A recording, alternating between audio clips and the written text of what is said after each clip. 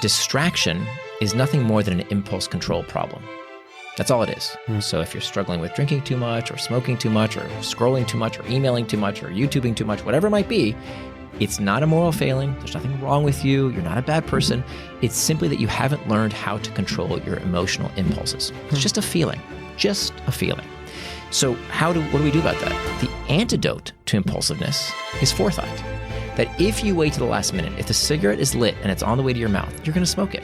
If you're on a diet, but the chocolate cake is on the fork, you're going to eat it. If you sleep next to your cell phone every night on your nightstand, it's the first thing you're going to reach for in the morning. It's too late. You already lost. Right? They're going to get you. But if you plan ahead, if you take steps today, there is no distraction you can't overcome tomorrow. Hey there, Spacemakers. This is Daniel C., and welcome to this bonus episode of the Spacemakers. We are here in Sydney to interview best-selling author Nir Eyal. Nir is an international best-selling author. He's a global speaker. He's an expert in behavioral engineering, in attention design, in focus and concentration. We are going to have the most fascinating interview about how to get unstuck and how to get unhooked if you find yourself constantly distracted and need more space.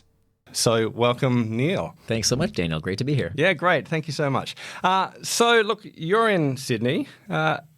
Tell me why you're here. You're writing a book. Is that why you've arrived here? I mean, you're spending a few weeks here. I am writing a book, but that's not why I came to Sydney. I came just for some R&R and really enjoying it. We've been here for about 2 weeks, and we're going to stay for one more week. I'm with my 16-year-old daughter, my wife as well, and we're having a blast. It's fantastic. Sounds good. Have you spent much time in Australia? No, this is my first. I was here for a speaking engagement, but I never actually got to enjoy the city. Oh, look, it's a beautiful place Fantastic. to hang out. And I know you came to my hometown of Hobart. I loved it. Yep. Yeah. And ran around and did other things. So. It was amazing. Amazing place. Oh, sounds good. Hey, you've been here long enough to kind of pick up a few Australianisms. Is there something weird or unusual or interesting about Australia? Okay, so waitstaff is unbelievely friendly. Okay. That's been amazing. Like, I can't tell you how many times waitstaff has asked us, where are you from and where are you doing? Where are you going? And then it's happened 3 times now that the waitstaff will go behind the counter and come back with a written list of all the things they think we should do while we're in town. It's amazing. Wow. That would never happen in America. At least I've never had that happen to me in America. Yeah, that sounds good. Yeah, no, I can vouch for hospitality in Australia. Amazing. I think it's something we can be super grateful for. And the coffee. The coffee. Unbelievable. The coffee is good. The coffee is good. Hey, look, so you've written 2 best-selling books and one on technology design called Hooked and the other Indestructible, about how to improve our focus and shape our attention in this kind of digitally soaked age. Both have been very popular, sold 500,000 copies and more from my understanding.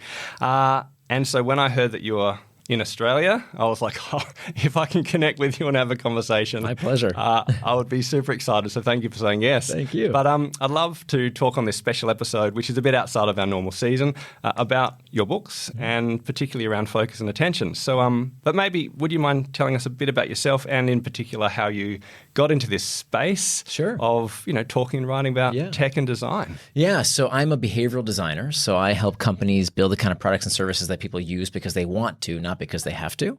And I previously taught at the Graduate School of Business at Stanford and later at the Hasselplatter Institute of Design at Stanford.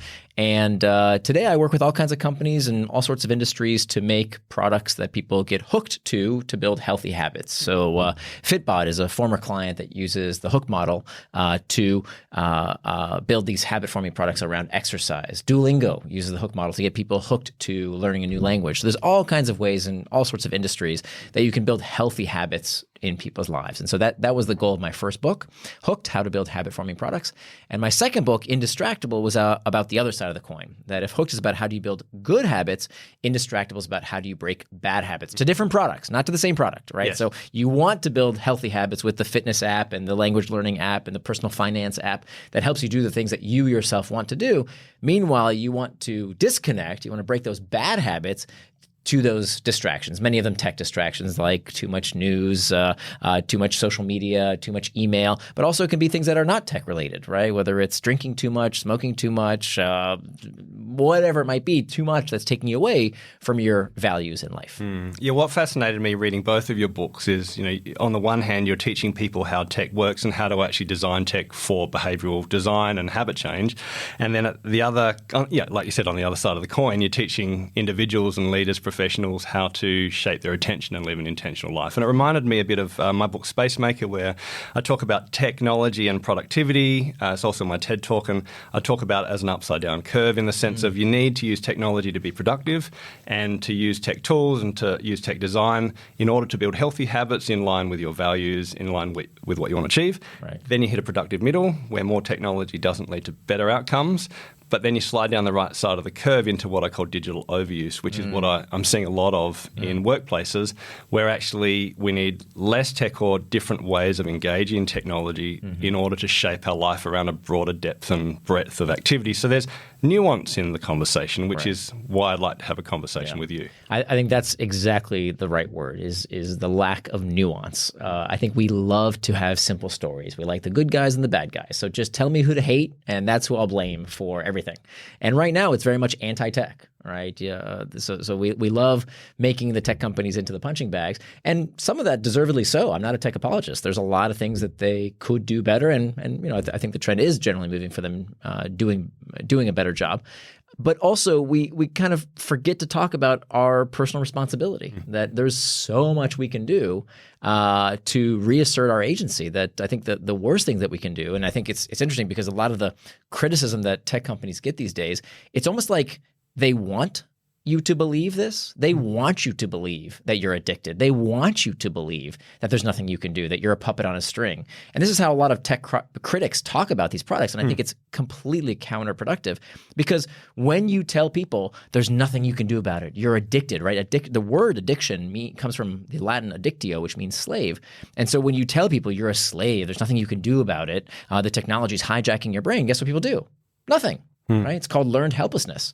And so that is really what I'm fighting against. I want people to know that they do have control. They do have agency, as long as they believe they do. The worst thing you can do is to say, oh, my kids are addicted. There's nothing I can do about it. The tech is controlling our brains.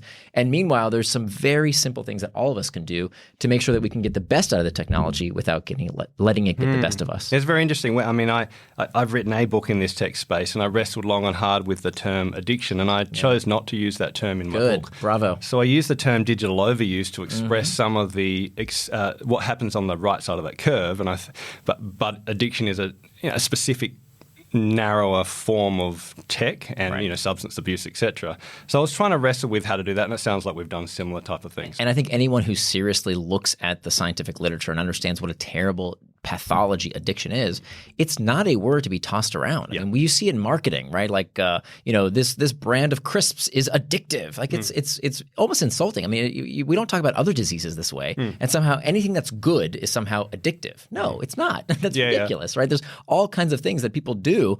We have a glass of wine. We're not all alcoholics. We have sex. We're not all sex addicts. So why do we think somehow technology, it's addictive? Well, for some people, absolutely. About 1 to 3% of the population does have a predilection towards addiction, of course, but that means that 99 to 97% of the population, it's not an addiction, it's a distraction. But when we talk about it as overuse or distraction, oh no, now I have to do something about it. That's not fun. Can't I just blame Zuckerberg for my problems? Yeah, that's very, very interesting. Yeah, I like it. It's interesting. I like Greg Lukianoff talks about word creep in, I think, The Coddling of the American Mind. And I like that idea. Totally it's a similar idea that everything is traumatic and everything is addictive. And so I think we need to be careful of the words we use, because labeling ourselves as particular things when it's not that, or making, let's say, something like trauma everything. So true.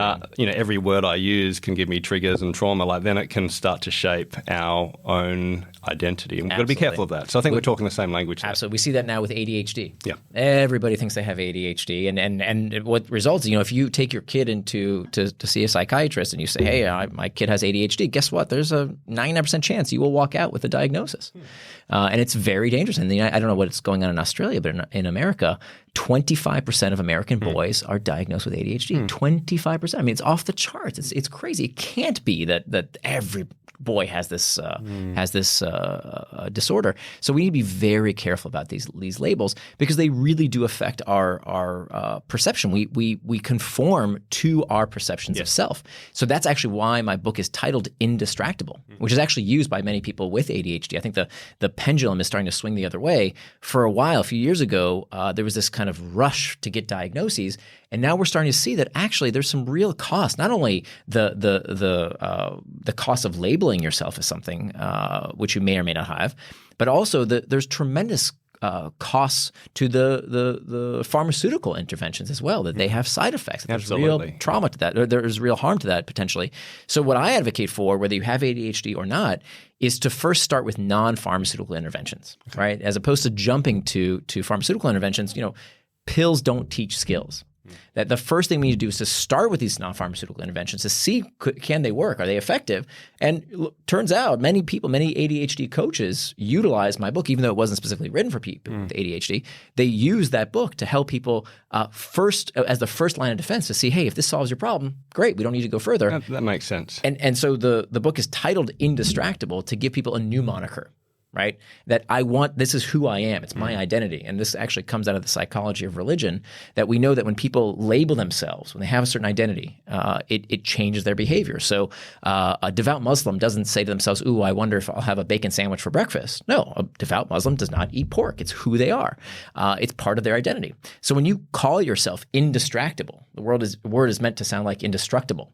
It's who you are, which means that there's some things I don't do. I won't use my cell phone while we're having a conversation over lunch. I won't check my email every 30 seconds. It's about defining who you are as a person in order to help you reach those goals. That makes sense. That does make sense. I know you're a friend of Greg McEwen. He uses essentialism as an identity from what I see, and an essentialist. I mean, I wrote Spacemaker because I want people to have making space as their core identity and part of their identity. So I think there's a similarity which makes sense to me. Now, I should actually move to question 1 in my plan,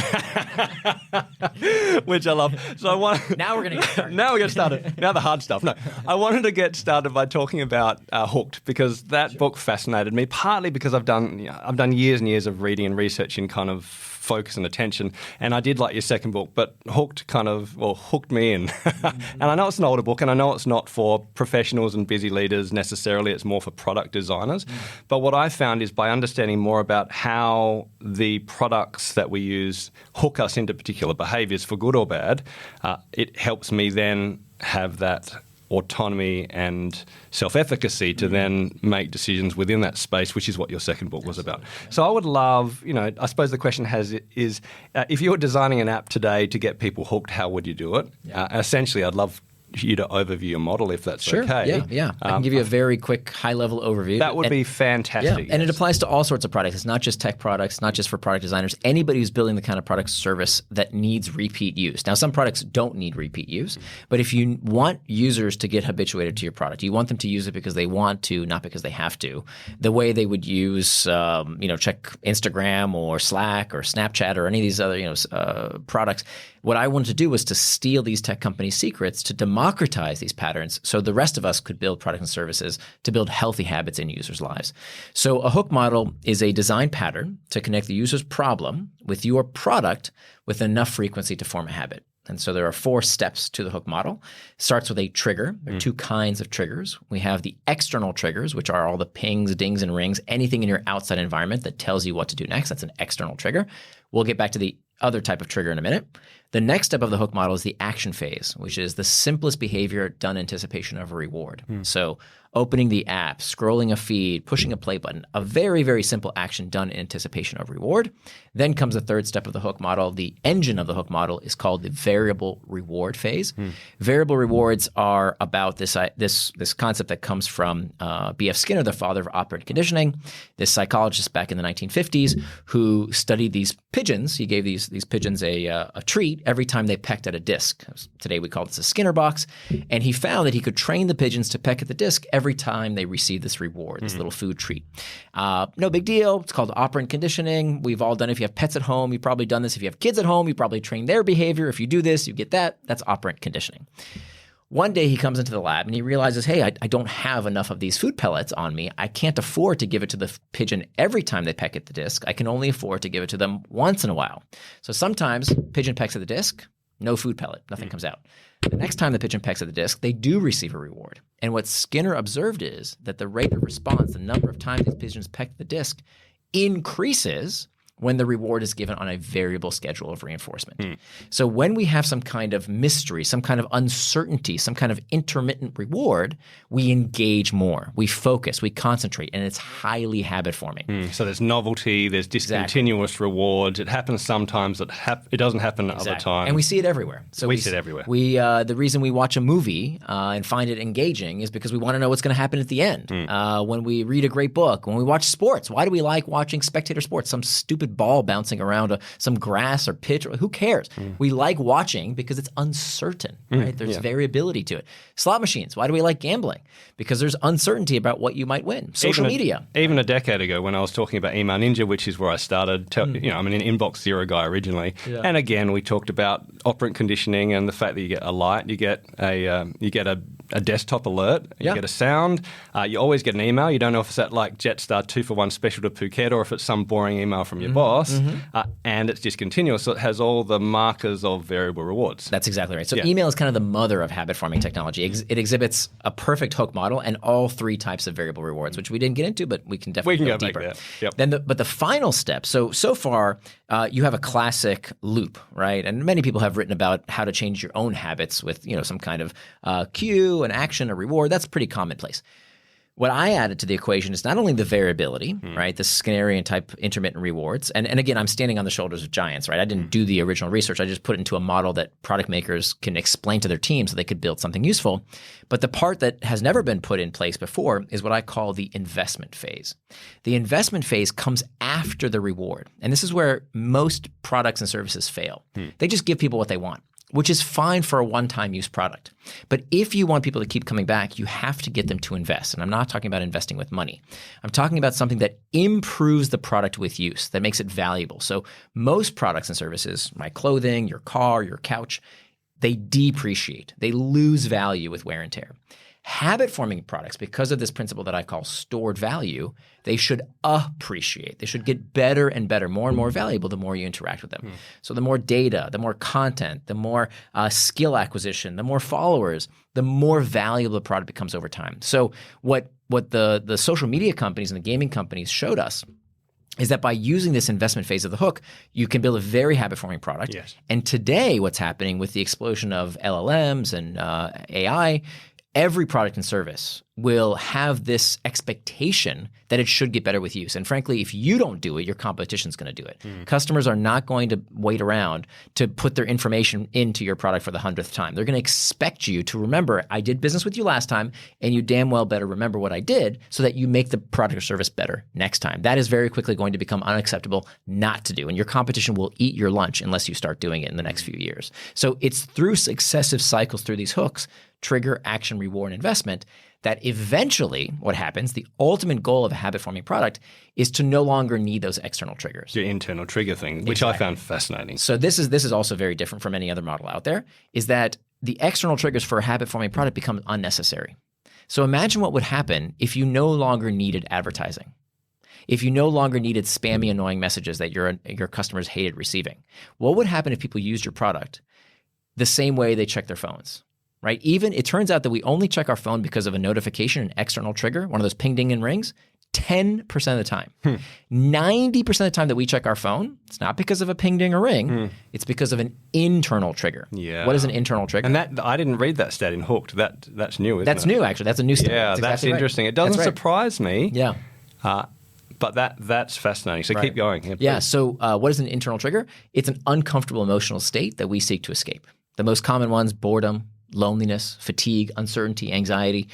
If you can attach your product's use to an emotion that is frequently experienced by the user, and every time they feel a certain way, boom, you're the answer to their problem, you built that habit.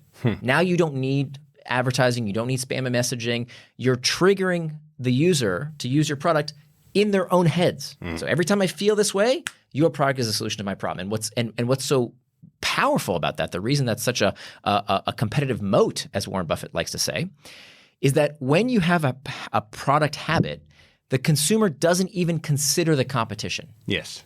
They don't even think about alternatives because that's my go-to.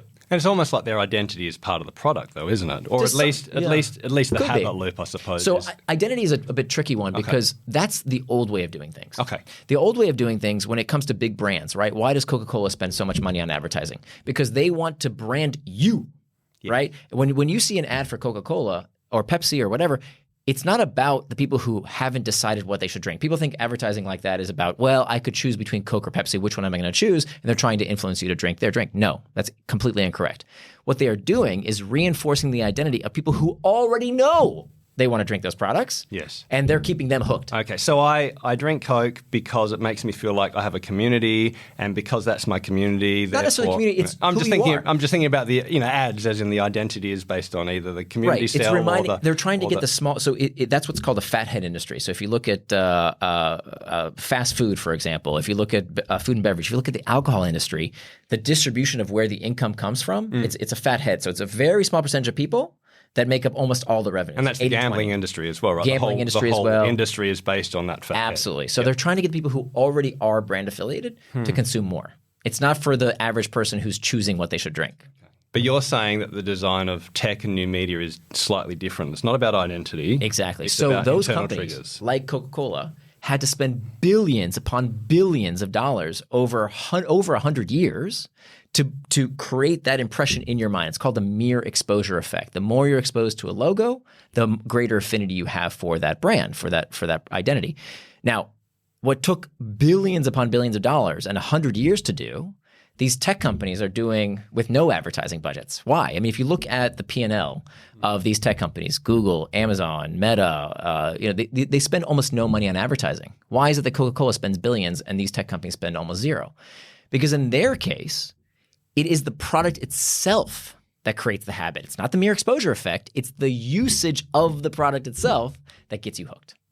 That makes a lot of sense. And yeah, so when I read your model, it's different than Charles Duhigg, which I read, in the sense of he particularly doesn't have that internal trigger, and then he doesn't have the investment in the product. Exactly. So I liked how you described the IKEA effect as one simple example, that when you buy IKEA and then create your piece of furniture, it actually has more meaning to you because you have participated in the creation of it. So that last bit where you actually put in some effort, or I think you've said here where you put a bit of work in, that reinforces the loop between I have a desire to escape a pain or a fear or something like that. I know that swiping this app or pressing this product will reinforce that positive loop and give me that variable reward. But then I add something of myself through maybe sharing comments, putting in photos. In my email example, I've been using Gmail for over a decade, and the idea of moving would be so complex because I've got like 10 years of data, right? And I need to search for it. So I can't move because I've inputted so much into Google and to Gmail that now I'm kind of hooked. You got it. Exactly. And so that's a very powerful end part of that hooked process. Have I understood that right? You nailed it. That's so essentially it's almost like you need external triggers and you need simple actions, the ability to quickly act without any thinking, and the experience of variable rewards to get to that kind of, I don't know what you call it, the gold coin of what you're trying to do, where you have an internal thought, an internal desire, a feeling, a sense of boredom, wanting to escape fear or something that makes you feel uncomfortable, and then you automatically associate opening the product as your way of escaping that pain or experiencing that pleasure. So there's no advertising. It's all internally based. Well, a lot of it's internal based. That's right. So yes, the only small correction is that it's not about pursuing pleasure. Okay. It's only about escaping pain. So is that a change in your hooked book? No, versus... it's always been the case with hooked. Okay. Yeah. So what I think it's kind of we have this paradigm in our minds that human motivation is about carrots and sticks, right? Pursuing pleasure, avoiding pain, and in actuality, it's that's not neurologically true. It's a good metaphor, but it's actually not what happens in the brain. The way the reward system works is, in fact, by making the carrot the stick. Okay, the carrot is the stick. How is that so? That even wanting pleasure, pursuing a good feeling, right? Hunger, lusting, desire for something good to happen, is itself psychologically destabilizing. So the only thing that causes you to do anything and everything you do, every product you buy, every action, everything you do, is about the desire to escape discomfort. Hey everyone, I just want to pause this interview for a moment and let you know about something really exciting that's coming up, and that is season 3 of the Spacemakers podcast, which is about how to get unstuck if you feel stuck in an area of your life, particularly in midlife. How do you have a better second half if the first half hasn't worked out quite the way you would have liked? We introduced this topic at the end of last season, but Matt and I are well and truly in the development phase of planning and dreaming about how to help people get unstuck and to live a great second half. But we need your help. We would love to hear from you if you are interested in sponsoring our podcast, either as a corporate sponsor or a product sponsor, someone who is interested in helping people make space in their lives, improving their well-being and helping them live an intentional life. So if you think your product or brand aligns with the Spacemakers, we'd love a conversation. Go to spacemakers.au/sponsors. We're looking for a single episode sponsor or even another major sponsor for the Spacemakers podcast. This is one of Australia's fastest growing podcasts, and most importantly, we have heard story after story about lives being changed, about people finding space and being encouraged to live a more intentional life. So if you're interested, I'd love you to visit our website, spacemakers.au/sponsors. Contact us to have a conversation to see if there's a good fit so that we can help people all around the world make space for an intentional, meaningful life. Okay, back to the interview. All right, so I reckon this might be a good time where you can give me some counselling and coaching and help me with my own problems. No, but I was reading your book, and look, I don't have any problems with social media because I've basically eliminated it except for from a desktop, and I post on LinkedIn once a week, but it's for business, I don't get hooked on it. But I must admit I'm not that good at email, and the irony is I teach people how to not get hooked on email, and yet I still look at it way too much, more than I'd like to. Now, I don't use it on the weekend. I've got a habit of that where I have no tech on a Saturday. It's my digital Sabbath, but in the week, I'm definitely pulling out my phone and I know I'm pressing that Gmail button and I know I don't need to because it's useless, but I do it anyway. I was on the train, reading a book, thinking about, well, what is my pain or what am I trying to avoid by pressing that Gmail button? I mean, because essentially this moves into your Indestructible model where we actually need to understand our internal motivations and triggers ourselves if we are to then shape our behavior differently than the design of the tech we're using. Right. And so I was like, well, should I do 5 whys on why do I put my hand on that Gmail button? And is that how you would kind of start to assess your own pain? For building a habit-forming product? No, breaking it? For me, identifying why I do this personally. Okay, so let's go into the realm of Indestructible. Yes. So the same internal triggers, external triggers that go into making a habit-forming product, this is the same insight that we want to use in terms of breaking bad habits. And so the most important first step, if 90% of our distractions begin from within, if they come from internal triggers, we need to recognize that distraction is not a moral failing. It's not a character flaw. You're not broken in any way. It's simply that we haven't learned techniques that help us deal with discomfort. That distraction is a desire to escape discomfort. That's all it is. Because all behavior is about the desire to escape discomfort. So time management is pain management.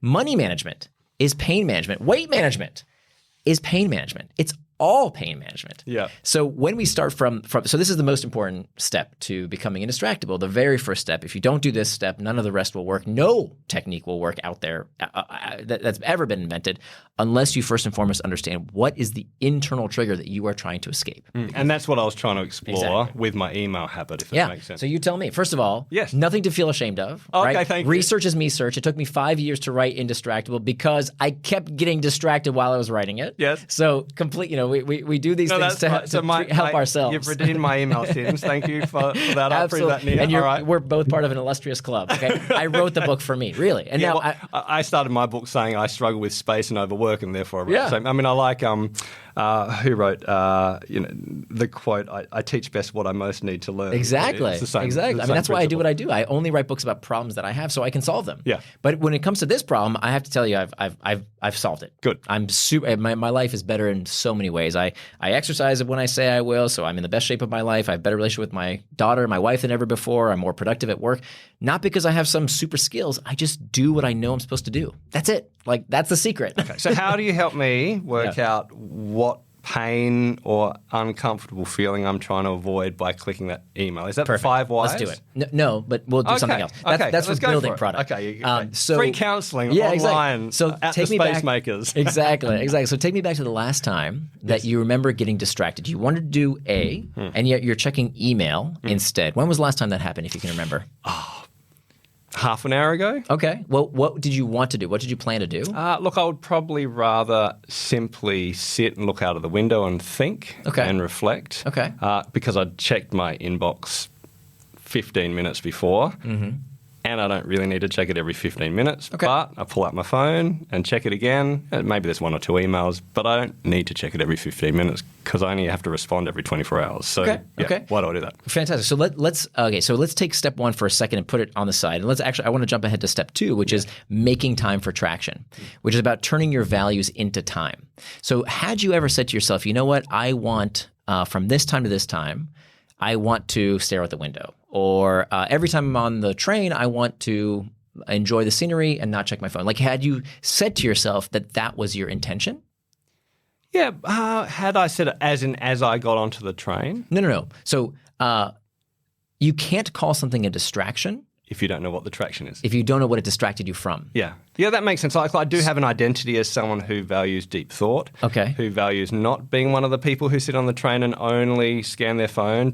I'd like to pay attention to my surroundings and not allow myself to get into that overwork habit loop. Right. Which I don't have, but I'm talking about a small distraction here. Right. But I still check email more than I'd like to. So the point is, it can't be spontaneous. Yes. It has to be planned ahead of time. Okay. So you have to turn your values. There's 2 ways you know what someone's values really are, because people talk a good game. They say, "Oh, my values are to be a good father and to take care of my body and to be devoted to God and all this stuff." They talk a good game, but there's only 2 ways to see what someone's real values are: how they spend their money, you look at their checkbook, and how they spend their time, you look at their calendar. That's it. That's how we manifest our values. So your job is to turn your values into time. So if it's not on your calendar, you can't say you got distracted from it, because what did you get distracted from? So I very much like your time blocking or time boxing focus, and I time box so much of my life. Time boxing meaning when you have you plan your week, you plan your day, you have a sense of scheduling the things that matter. Yeah. So in a work sense, I time box deep work, I time box meetings, I time box thinking time, I time box inbox. So did you time box time to look out the window? No, I time box getting from A to B to this interview, right? So be easy on yourself. So if you said, look, my time is be on the train and get from point A to point B, that's what you time boxed. That is true. Right? And you did that. I made it. I'm here. And so if you want to, so we don't need to think that somehow checking our phone is evil. There's nothing wrong with it per se. If you're on the train and your only job is to get from point A to point B, listen to a podcast, watch a video, read a book. It doesn't really matter, as long as whatever you said you were going to do is what you do.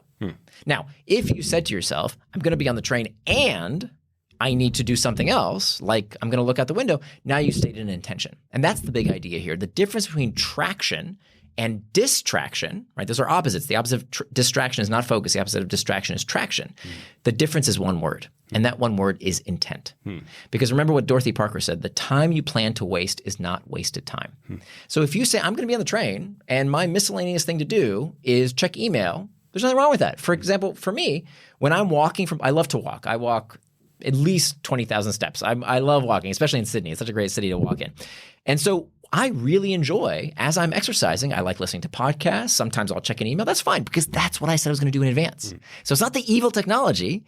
It's whether you are not doing what you said you were going to do. Yeah, that makes sense. Look, there's very few situations in life where I don't do the things I was planning to do. Well, let's go back to email, because we're doing a therapy session. Yeah, sounds good. So take me to a time when you said you were going to do something, and then now instead you're checking email. Possibly when I'm doing a deep work time block where I'm doing concentrated work. Perfect. It happens less and less because I have little time and I have a lot of content creation. But, that would be a situation where I just don't feel like doing that hard, concentrated task that I said I'll do. And therefore, I might decide to chip away at email and do small things. But I'm pretty good at, even if I do that for, let's say, 10, 15 minutes, once I finish an email, I'm pretty good at stopping and asking what's best next and actually taking that breath and having that space and then realizing, okay, let's close down email and do the thing I said I'd do. So I'm not bad at that. When I've actually time boxed, I'm pretty good actually. Okay. It's probably more just recognizing this is a bit dumb. Why am I checking 15 minutes at a time when I'm on the train when it doesn't really do anything and I don't need to? But you said something really interesting. So you book the time to work on this big project. And then you said something you kind of glanced over very quickly. Yeah. You said it's these things that I just don't feel like doing at the time, and now I check email. Yes. So you've actually sparked on something that I think we don't spend enough time thinking about, which is the real reason, back to what we were saying earlier, is always about escaping a feeling. So you will never break this problem. You'll never get it under control unless you have tools in your toolkit, unless you know what to do. Because we justify it as, I just did it for 15 minutes and then I got back to the task at hand. But we know 15 minutes and 15 minutes and 15 minutes. Like one of the things that I really disagree with David Allen on with the getting things done methodology is the 2-minute rule. 2-minute rule is awful. When David Allen wrote the 2-minute rule, which says whatever takes less than 2 minutes, just do it, he was thinking before email. But now every email takes less than 2 minutes. Exactly. And you can always spend less than 2 minutes and never actually do any important stuff. I recognize that. So your whole day is 2 minutes. Yeah. So, I mean, I look at both methodologies and I've done a lot of work with people looking at time blocking as opposed to doing the thing that matters. Exactly. That makes sense. So what you're saying is I'm essentially avoiding the uncomfortable feeling of doing the work that I want to do, and therefore I'm entering a distracted state which is the opposite of traction. Right. So the idea is you've already done step number 2, which is planning the activity you want to do. But where we need to start is with step number 1 of what is that feeling you're trying to escape. Yeah. So you need tools. It's not going to happen by itself because every time you checked email in the past when you were supposed to be doing that difficult task, your brain has now wired a connection that says whenever I feel this discomfort, that's the solution. And you're going to keep doing it again and again and again unless you put a practice in place that says, whenever I feel that discomfort, I have a different action that I will take. That makes sense. That will satisfy that discomfort in some way. And so there's a dozen different techniques you can use that I talk about in the book. There's the 10-minute rule. There's surfing the urge. There's reimagining the trigger, reimagining the temperament. There's all kinds of things that you can do. But you want to have those tools ready to go so that when you feel that, I really want to check email for a second, and your brain immediately will start justifying and say, there might be something important there, or my team might need me, or whatever justification, which is all just an excuse. You have a practice in place that says, nope, I'm not going to do that. I have this practice. That makes a lot of sense. And so you have a clear sense of what you would do as you experience that internal trigger in order to act more in line with the behaviors you're hoping to achieve. That's right. Nice. So to satisfy that sensation with an alternative that leads you towards traction rather than trying to escape it with distraction. Right. Thank you. You've solved my problems. Thank you, brother. Sure. We can go now. Hey, look, let me shift gears if that's all right. Sure. And look, I hope this is okay. I want to talk about something. It might be a bit more personal. I don't know. Sure. But I read a book a while ago, Stolen Focus, by Johan Hari, and I know you've heard of him, and I'm sure you've heard of his book. And there was, he sold 1 million copies. It was a popular book. It is a popular book, and it really tried to, I think, frame at a broad sociological level the factors that lead to what he sees as a loss of focus across society, from like diet to a loss of play-based exercise to lack of sleep, and obviously he spends a lot of time focusing on technology. Now the reason I'm asking, and it might be personal, is he does have a chapter in the public domain. It's in the public. There's a chapter in the book, and in all honesty, he probably painted you as the tech villain or the anti-hero of the book. Yeah. And really, I went back and listened to the original interview between you and Hari. It is on the public domain, and it was fascinating having compared his chapter on cruel optimism, the idea that sometimes we're promised that we can improve our behaviours and fix our own distraction, with what he says the reality that tech companies are designed in such a way that they're rewarded for distracting us, and therefore the majority of people don't have a hope in actually improving their focus and distraction. So really what I heard is he was critiquing the idea that you were suggesting that individuals have a positive expression of how they can focus and a really individual autonomy versus environmental factors shaping us. When I heard the interview, I don't think you got a fair rap, because I don't believe you were actually saying, well, you clearly didn't say that environment and legislation and the design of tech isn't a factor in our focus. What I understood you were saying was that we should start with self. We should start with what we can do and do the things first that are in our control and agency, even as we're doing other stuff. But I would be very interested to hear your perspectives on both his perception of what your message is and where you might agree or differ with Hari's book, Stolen Focus. Yeah, I think the word of the day is going to be irony, because when you look at a book like that, where an author says, we are so distracted today and we can't get anything done, and meanwhile he cranks out, I don't know how many, 500-page book that he sat and somehow found enough focus that apparently was stolen by somebody for him to finish. Irony number one. Irony number two, the fact that he uses, he berates that these tech companies are using psychological manipulation against us, that we're powerless to resist. And funny enough, he uses psychological manipulation in his writing, right? It's called a plot line. When you have mystery, when you have uncertainty, when you have a storyline, right? That is using psychological manipulation. In fact, he's going even a layer deeper, because he's using what's called negativity bias. Right, the oldest, most engaging stories are the scary ones. Right, we love these Chicken Little stories about why the sky is falling, and every other day there's some kind of disaster that we need to be aware of, because it sells a lot of books. Very ironic, right? There was a similar critique that you could level at the film The Social Dilemma, right? That told everybody about how terrible tech was and how awful social media was. And where did you watch this? On Netflix. And look, there's the irony there. I mean, I must admit there is an irony. Right? I agree with that. So, so I think we need to take a step back and ask ourselves some deeper questions, which is, what exactly are we supposed to do? Should we tell these tech companies, hey, you know what?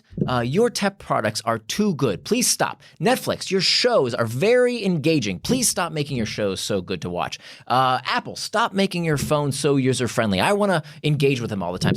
What the hell are we complaining about? If you told our grandparents, who were dying and starving and world wars, etc., that our big struggle today was that products are so good that we want to use them a lot, they would laugh in our face. This is the first time in human history that more people die of diseases of excess, like diabetes and obesity, than die of starvation. That's never happened in the history of mankind. So we have abundance, and part of our problem is that we don't know exactly how to deal with abundance.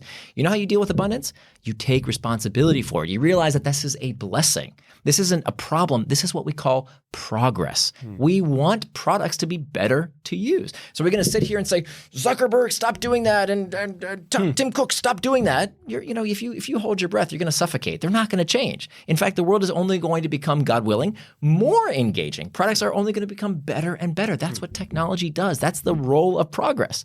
And so instead of bemoaning these tools for being so good, by the way, I'm not talking about all the other problems they create. That's not what his book is about. I agree we need better privacy controls. I agree we need special regulation for children. But he's specifically saying that our focus was stolen. That's the title of his book.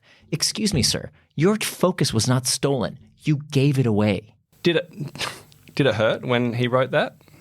It's such a people love easy arguments, right? People love simple solutions. And there's nothing new to this. We all like stories that make us feel better about ourselves. And telling someone that you're the victim, it's not your fault, is the easy way to make friends and influence people. I imagine, you entered the interview in good faith, and obviously I heard that, you're trying to share your perspectives and have a mature conversation. Then a book comes out and you're the anti-villain of the book. It's okay. Was it okay? Yeah. It's thankfully I have a thick skin, and I think where it would hurt is if I screwed up. Like if he brought it would be for the better. Like the best gift someone can give me is to change my mind. I love that. And I've changed my mind many, many times in my life, right? I've gone through different ideological phases, and I've changed many, many opinions. In fact, when I started writing Indestructible, I too believed the knee-jerk solution. I wrote Hooked, and then I thought the book was going to be called Unhooked, the next book, because, oh my God, what's going on? It's gone too far. Like we need a book to help us get unhooked. And then when I started digging into the research, like what you were talking about, actually, it's not addiction, guys. It's not the same thing. We're talking about something else.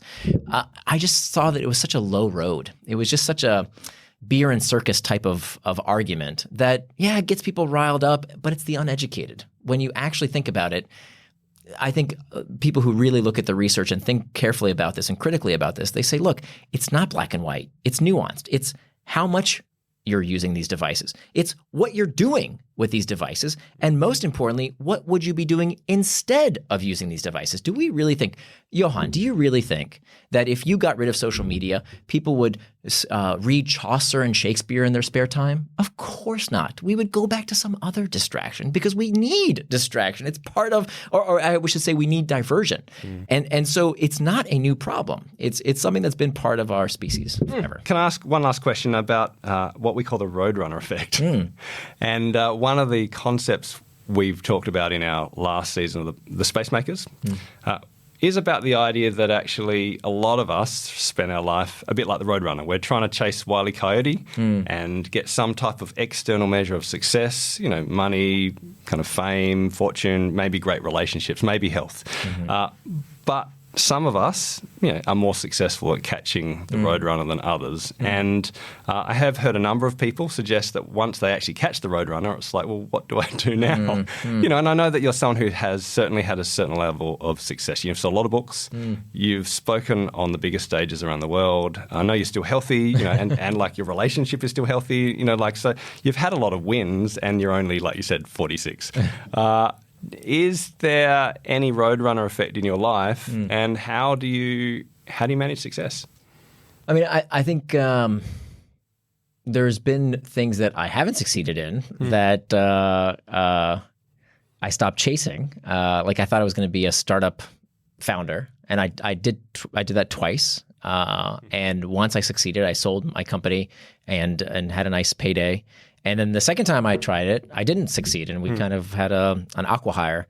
And so I think part of me went through the experience and had the emotional wherewithal to adjust my self-image to say, you know what, like maybe that's not for me, and I'm going to try something else, which is actually why I started writing. I had a friend who said, you know what you need to do?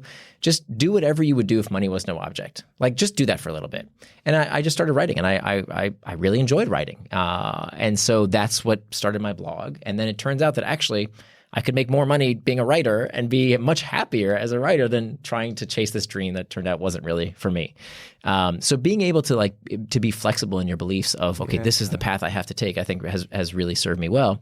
But in terms of I remember, I don't pray, but I have a couple times in my life. And when I was really struggling with what I should do next, I remember praying to whatever higher power at the time, but I remember asking, I just want to figure out what I'm supposed to be doing. Yeah. Like what, for me it was professionally, of course I have family obligations. I don't want to disregard those. Of course I have familial obligations to my parents, to my wife's parents, to my family, to my nuclear family. But I really professionally, I wanted to what am I supposed to be doing with my time? And that prayer was answered in that today, if you ask me, what is my purpose? What's my mission? And I repeat it every day to myself. I have a little mantras that I say to myself. My purpose in life is to explain the world so that it can be made better. That is why I'm here. I'm not saying that's because of some kind of supernatural force, but to me, that brings me meaning. That serves me. And you did the work in that time of struggle or not knowing, by the sound of it, to reflect a bit more deeply about what your next purpose is, since the last shift didn't work the way you expected. And that makes sense. And you remind yourself of that regularly. Yeah, I say it every day. My purpose in life is to explain the world so they can be made better. And I think when that's something that I can't ever catch. Right? There's no Roadrunner effect there. There's no, when I get to this amount of money. Because you're not trying to chase something external. You're actually chasing, how would you describe it? A value? A mission. A mission. Yeah. I want to explain the world so that it can be made better. That's never going to be done. I will die with that mission not accomplished, not finished. Yeah. And so that to me is that's something that kind of can't be taken away, right? And can't be accomplished. So if someone felt stuck and they needed to get unstuck, which is the focus of this season, how would they go about that? Oh, that's a great question. I mean, maybe I'd love to hear your answer on that. So something that I've recently found researching my next book. Again, I was kind of raised in a secular family, and I haven't really believed in anything supernatural growing up. But something that I've really come to respect is the power of prayer. And I actually think it's something that you should do whether you believe in the supernatural or not. I think prayer is far too powerful to not utilize. And you look at the studies around how people who pray do better in so many facets of life. And so I've been exploring actually how we can use a secular prayer, because I was always stuck on, well, I can't pray because I don't believe it, right? Like I don't believe all the stories actually happen that way. And so I'm just going to toss out everything. And I don't think that served me. And I think in my life, when I have stopped, and it didn't make sense to me because I always thought prayer was about asking God for something. And then I in researching this book, I talked to many people. I said, can I ask you a very personal question? What do you pray for? Like not like the text that you read or, the Hail Marys or whatever you say that needs to be said this way from a book. No. When you are talking to God, what are you saying? And boiled down over hundreds of interviews, I kind of learned that my favorite type of prayer is the prayer that doesn't ask for things. It's not, give me this or give me that or heal this or help that. It's show me how. Yeah. I think that's so powerful because it brings focus to what you really are looking for. Because at the end of the day, it's not going to be a book. It's not going to be a guru. It's not going to be a YouTube video. The answer is not going to be in any of that stuff. It's going to be in you. There's a beautiful interview with Mother Teresa, and she was asked, I can't remember the interviewer, what do you pray for? Which is a similar question that you're asking. And, she's this little lady, very quietly spoken, and she took a while to pause, and she then looked at the interview and she said, I don't ask for anything, I listen. And then he was a bit stumped and he said, well, what do you hear? And she says, God is listening too, I think she said. And he was completely perplexed. But I've certainly experienced that. You've heard my episode about first, second and third born faith. And I think the firstborn faith, the Santa Claus faith, the faith where, everything's black and white and easy. And that's the faith where you ask for stuff all the time. And religion is about what you get out of it in that true kind of consumptive sense. Whereas what I'm hearing from a person like Mother Teresa who prays to listen, it's more of a relationship. There's a sense of being. There's a stillness that occurs and a sense that prayer is not so much about what you achieve or what you get, but it's about who you are and being present. Yeah. I think and I didn't expect that obviously as an answer from you, but it's a fascinating idea that prayer might be linked to getting unstuck, and prayer might be linked to actually discovering the mission that you have, which has certainly been my experience. Absolutely. Or asking for that strength. Like we talked about, how do you, this practice of something pedantic like not checking email too much. What do you do about that? Well, part of it is asking for strength. Like praying for strength is a great strength. Is a great prayer because you're asking for the fortitude to avoid not doing the wrong thing, right? We so often we think about how I have to do the right thing all the time. We don't think about actually, if you can just not do the bad stuff that you yourself know you don't want to do, you're pretty good, right? So asking for strength, focusing on like that's a virtue you're looking for is beautiful because you're essentially strengthening your personal agency. I mean, I think that is such a powerful force of prayer, that it's something that you can do that makes you feel stronger, that gives you agency, that gives you a sense of control so that you stop constantly feeling like you are being controlled by forces you don't want to be controlled by. You're asking for that strength. And so if you're not praying to a God or the universe, you're praying in a broader sense. Is that what I'm understanding? To motivate yourself? Yeah, I'm still figuring it out. Okay, but okay. I'm that was meant to be a question as a statement. Yeah, I'm sorry. I don't have a practice yet. I'm hoping that by the end of this book, I figure out what the practice should be. I'm curious. Maybe I can ask you, like, what do you say? What do I say? Yeah. What do you say? Like when you're look, I pray like a conversation. Yeah. So, I mean, look, I have a faith in Jesus. Most of the listeners to this show won't. But I talk to Jesus like a friend, like I would my spouse. But he's not a mate. I like the portrayal of Aslan in the Narnia series, where I think C.S. Lewis, shapes the story around someone saying, "Is Aslan is he safe?" And the expression is, no, Aslan is not safe, but he is good. So there's a sense where, I like the Italian word papa. It kind of denotes respect, but also intimacy, as opposed to, hey, my mate who I go and have a beer with. Right. And so that's the kind of relationship I have. And so I just talk. That I would ask for things. I am often thankful. I really practice thankfulness because I'm not naturally a thankful, glasses half full person. So I really practice saying thanks for the things in my life. I'll talk about my day and the things that are coming up. And sometimes I just say, I'm really stuck. I need help. Can you help me with my calendar? Can you help me with this meeting? Oh shit, I'm in trouble. Yeah. Do you ever write down what comes out of those conversations, or how do you remember what insights might come to you? Yeah, look, so I don't necessarily see prayer as something I'm trying to progress. I write a little prayer every day. Oh, you write a prayer? I write a prayer every day, and I write 3 things I'm thankful for. Okay. But I also follow, and I've done a lot of speaking on this, kairos moments, these aha moments where time stands still. Kairos is a Greek term as opposed to chronos. And I spend a lot of time perceiving those kairos moments, whether it be a conversation, some scripture, a song, an event, a feeling, where I reflect on what the meaning of that moment is, how it impacts me. I talk about it with others because I believe that discernment and direction needs to be in community, not just by yourself. And I always commit to a plan of action which I'm accountable to. So it's almost like there's a kairos, which is a moment in time where I discern or recognize this was important and it was different, or it woke me up, or it was uncomfortable, or it was joyful, but it's a spiritual moment if I want to make it that way.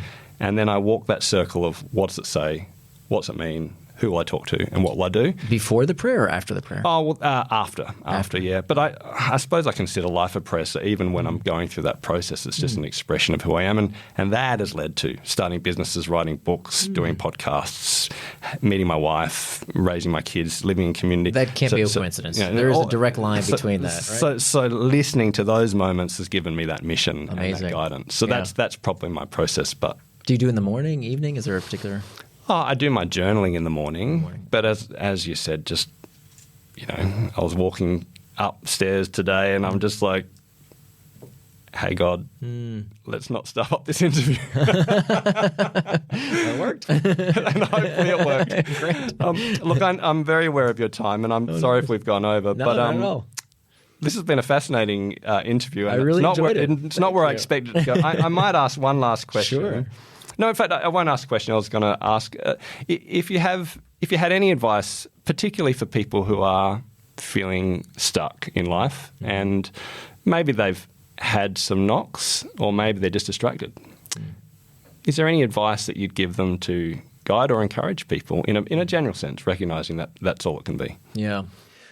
Okay, so I think there's a kind of 2-part question. So if you're feeling stuck, I think the thing that has served me, your mileage might vary, but the thing that has served me is writing.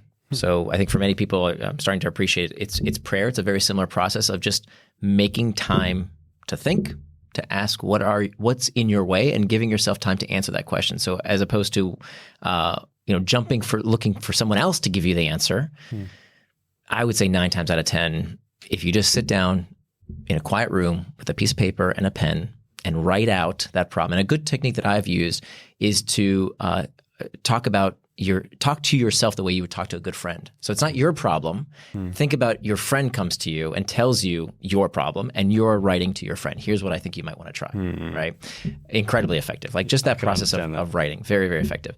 And then in terms of struggling with distraction, I think if I could summarize my over a decade now in this space, it would come down to this mantra, that the antidote to impulsiveness is forethought. The antidote to impulsiveness is forethought, meaning that distraction is nothing more than an impulse control problem. That's all it is. So if you're struggling with drinking too much or smoking too much or scrolling too much or emailing too much or YouTubing too much, whatever it might be, it's not a moral failing. There's nothing wrong with you. You're not a bad person. It's simply that you haven't learned how to control your emotional impulses. It's just a feeling. Just a feeling. So what do we do about that? The antidote to impulsiveness is forethought. That if you wait to the last minute, if the cigarette is lit and it's on the way to your mouth, you're going to smoke it. If you're on a diet, but the chocolate cake is on the fork, you're going to eat it. If you sleep next to your cell phone every night on your nightstand, it's the first thing you're going to reach for in the morning. It's too late. You already lost. Right? They're going to get you.